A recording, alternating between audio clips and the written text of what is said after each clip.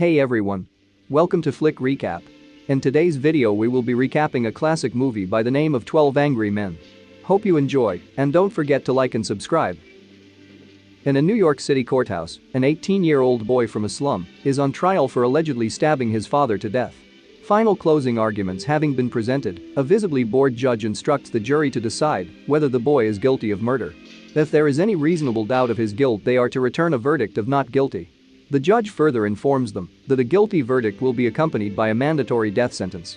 The jury retires to a private room where the jurors spend a short time getting acquainted before they begin deliberating. It is immediately apparent that the jurors have already decided that the boy is guilty and that they plan to return their verdict without taking time for discussion, with the sole exception of Juror 8, who is the only not guilty vote in a preliminary tally.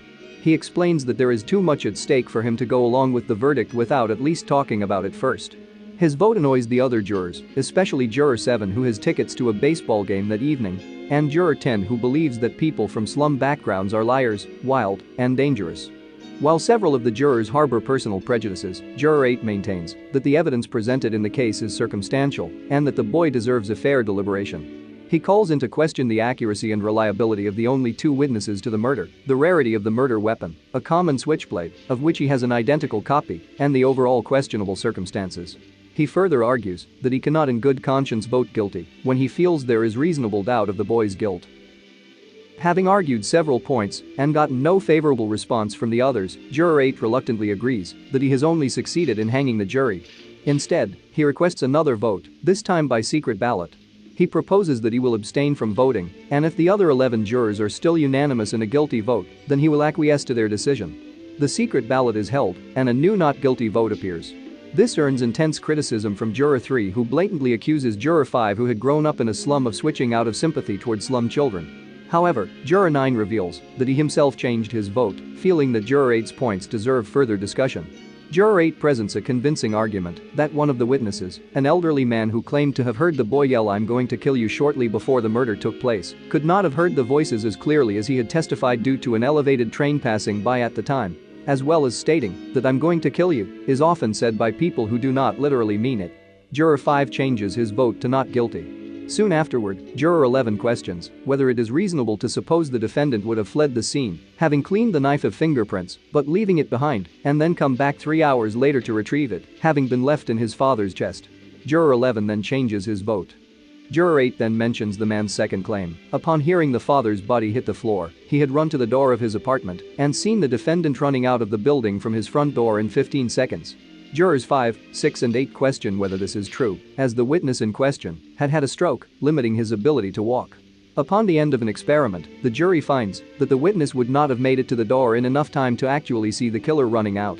Juror 8 concludes that, judging from what he claims to have heard earlier, the witness must have merely assumed it was the defendant running. Juror 3, growing more irritated throughout the process, explodes in a rant. "He's got to burn. He's slipping through our fingers." Juror 8 takes him to task, calling him a self-appointed public avenger and a sadist, saying he wants the defendant to die because of personal desire rather than the facts. Juror 3 shouts "I'll kill him" and starts lunging at Juror 8 but is restrained by Jurors 5 and 7. Juror 8 calmly retorts, "You don't really mean you'll kill me, do you?" proving his previous point.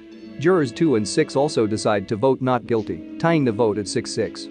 Soon after, a rainstorm hits the city, apparently postponing the baseball game for which Juror 7 has tickets, thus allowing him to relax and pay attention with that schedule pressure relieved.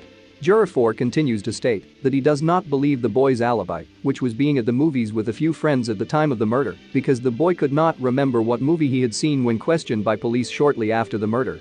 Juror 8 explains that being under emotional stress can make you forget certain things and tests how well Juror 4 can remember the events of previous days.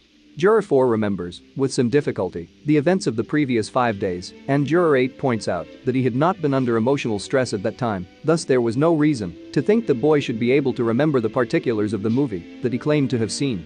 Juror 2 calls into question the prosecution's claim that the accused, who was 5'7" tall, was able to inflict the downward stab wound found on his father, who was 6'2".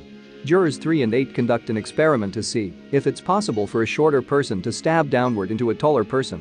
The experiment proves the possibility, but Juror 5 then explains that he had grown up amidst knife fights in his neighborhood and shows, through demonstrating the correct use of a switchblade, that no one so much shorter than his opponent would have held a switchblade in such a way as to stab downward, as the grip would have been too awkward and the act of changing hands too time-consuming. Rather, someone that much shorter than his opponent would stab underhanded at an upwards angle.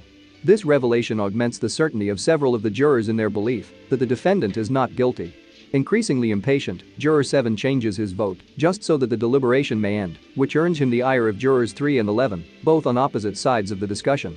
Juror 11, an immigrant who has repeatedly displayed strong patriotic pride, presses Juror 7 hard about using his vote frivolously, and eventually Juror 7 admits that he now truly believes the defendant is not guilty. The next jurors to change their votes are Jurors 12 and the jury foreman, making the vote 9-3 and leaving only 3 dissenters, Jurors 3, 4, and 10. Outraged at how the proceedings have gone, Juror 10 goes into a rage on why people from the slums cannot be trusted, of how they are little better than animals who gleefully kill each other off for fun. His speech offends Juror 5, who turns his back to him, and one by one the rest of the jurors start turning away from him.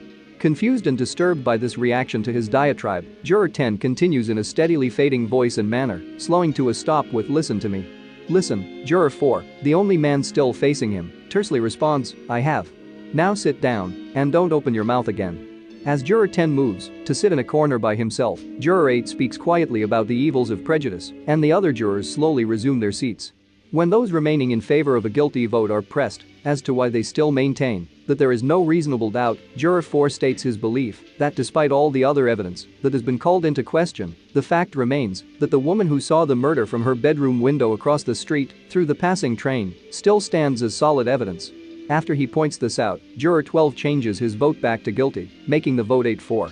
Then Juror 9, after seeing Juror 4 rub his nose, which is being irritated by his eyeglasses, realizes that, like Juror 4, the woman who allegedly saw the murder had impressions in the sides of her nose which she rubbed, indicating that she wore glasses but did not wear them to court out of vanity. Juror 8 cannily asks Juror 4 if he wears his eyeglasses to sleep, and Juror 4 admits that he does not wear them. Nobody does.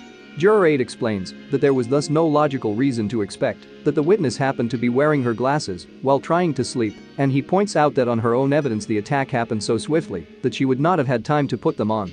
After he points this out, Jurors 12, 10, and 4 all change their vote to not guilty. At this point, the only remaining juror with a guilty vote is Juror 3. Juror 3 gives a long and increasingly tortured string of arguments, ending with, "Rotten kids, you work your life out." This builds on a more emotionally ambivalent earlier revelation that his relationship with his own son is deeply strained, and his anger over this fact is the main reason that he wants the defendant to be guilty. Juror 3 finally loses his temper and tears up a photo of himself and his son, then suddenly breaks down crying and changes his vote to not guilty, making the vote unanimous. As the jurors leave the room, Juror 8 helps the distraught Juror 3 with his coat in a show of compassion. The film ends when the friendly Jurors 8 and 9 exchange names, and all of the jurors descend the courthouse steps to return to their individual lives, never to see each other again. I'm trying to get out of my mom's basement, so please consider subscribing. Thank you, and I'll see you in the next one.